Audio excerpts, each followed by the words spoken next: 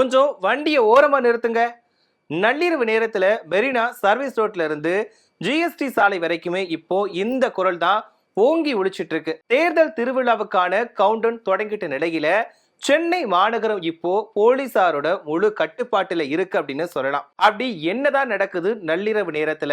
அதாவது தேர்தல் நடத்தை விதிகள்னு சொல்லக்கூடிய மாடல் கோட் ஆஃப் கான்டக்ட் அமலுக்கு வந்தாலே அதிகார வர்க்கம் சுறுசுறுப்பாகிடும். குறிப்பா ராத்திரி 10 மணிக்கு மேல சென்னையோட முக்கிய சந்திப்புகள், மேம்பாலங்களுக்கு கீழே, அது மட்டும் இல்லாம மாவட்ட எல்லைகள்ல சல்லடை போட்டு வாகனங்களை தணிக்கை செஞ்சுட்டு வராங்க. ஃபிளையிங் ஸ்குவாட் அப்படின்னு சொல்லக்கூடிய பறக்கும் படையினரும் லோக்கல் போலீசாரும் இணைஞ்சு நடத்தக்கூடிய இந்த நைட் ரைடு வேட்டையில சாமானியர்கள் இருந்து விஐபிகள் வரைக்கும் யாருமே தப்ப முடியாது. இதுல நாம கவனிக்க வேண்டிய விஷயங்கள் என்ன அப்படின்னு பார்த்தோம்னா, பணக்கட்டுகள் பத்திரமா இருக்கணும்.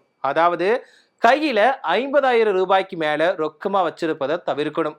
ஒருவேளை மருத்துவ அவசரம் அல்லது வியாபார தேவைக்காக கொண்டு போனோம் அப்படின்னா அதற்கான முறையான ஆவணங்கள் என்னன்னா bank withdrawal receipt, business proof, இது எல்லாமே கையில இருக்கணும். இல்லைன்னா அந்த படம் சீஸ் செய்யப்பட்டு தேர்தல் கருவூலத்துக்கு போயிடும். அதை மீட்கிறதுக்குள்ள போதும் போதும் அப்படின்னு ஆயிடும் கூட சொல்லலாம். அதே மாதிரி கணக்குல வராத தங்கம் அல்லது வெள்ளி பொருட்களை மொத்தமா எடுத்து செல்வதும் இப்போது பெரிய ரிஸ்க் தான்.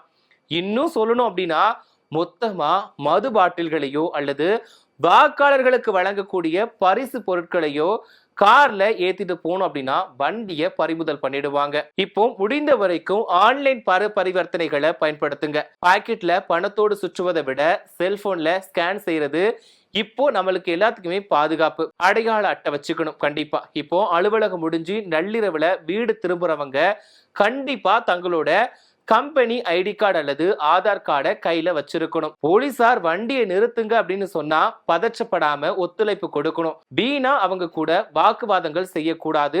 இது நம்மளோட நேரத்தை விரயமாக்கும். அது மட்டும் இல்லாம பிரச்சனைகளுக்குமே வழிவகுக்கும். சட்டம் தன் கடமையை செய்யுது. நாமுமே விழிப்புணர்வோடு இருந்தா இந்த தேர்தல் காலம் டென்ஷனா இல்லாத பயணமா அமையும். தேதி அறிவிக்கப்பட்ட அந்த நொடியில் இருந்தே தேர்தல் நடத்தை விதிமுறைகள் அமலுக்கு வந்துடுச்சு. ஃபர்ஸ்ட் அப்படின்னா என்ன, இனி என்னென்ன மாற்றங்கள் நடக்கும் அப்படிங்கிறத பத்தி பார்க்கலாம்.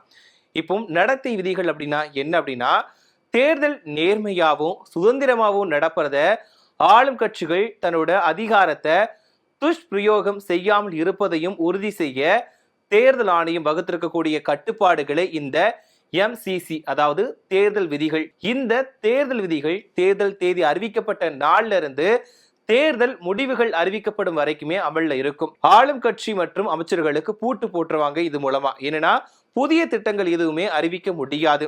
அதாவது முதலமைச்சரோ அல்லது அமைச்சர்களோ எந்த ஒரு புதிய திட்டத்தையும் இதுக்கப்புறமா அறிவிக்க முடியாது.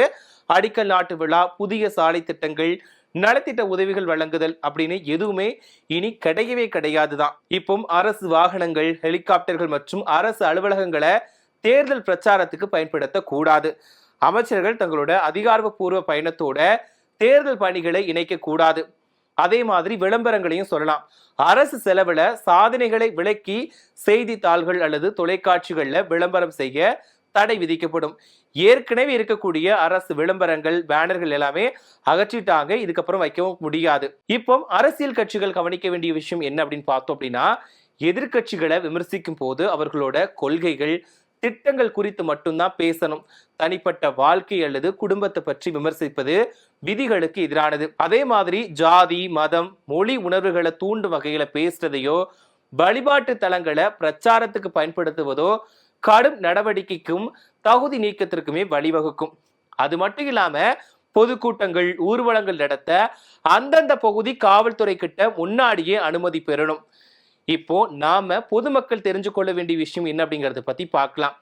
50,000 ரூபாய்க்கு மேல ரொக்கமா கொண்டு போனோம் அப்படின்னா முறையான ஆவணங்கள் கையில இருக்கணும். அப்படி இல்லை அப்படின்னா தேர்தல் பறக்கும் படையினரால அந்த பணம் பறிமுதல் செய்யப்பட அதிகமா வாய்ப்பு இருக்கு. இப்போ நம்ம பகுதியில வாக்காளர்களுக்கு பணம் கொடுத்தாலோ அல்லது விதிமீறல்கள் நடந்தாலோ சி விஜில் ஆப் மூலமா நேரடியா புகைப்படம் அல்லது வீடியோ எடுத்து புகார் அளிக்கலாம். அப்படி நம்ம புகார் கொடுத்தோம் அப்படின்னா 100 நிமிஷங்களுக்குள்ள நடவடிக்கை எடுத்துருவாங்க. சோ அதனால இந்த தேர்தல் விதிமுறைகள் நடைமுறையில் இருக்கக்கூடிய நாட்கள்ல பொதுமக்களாகிய நாம கண்டிப்பா விழிப்புணர்வோடு இருக்க வேண்டியது அவசியம். அது மட்டும் இல்லாம தேர்தல் பறக்கும் படையினருக்கு கண்டிப்பா ஒத்துழைப்பு கொடுக்க வேண்டியதும் அவசியம்.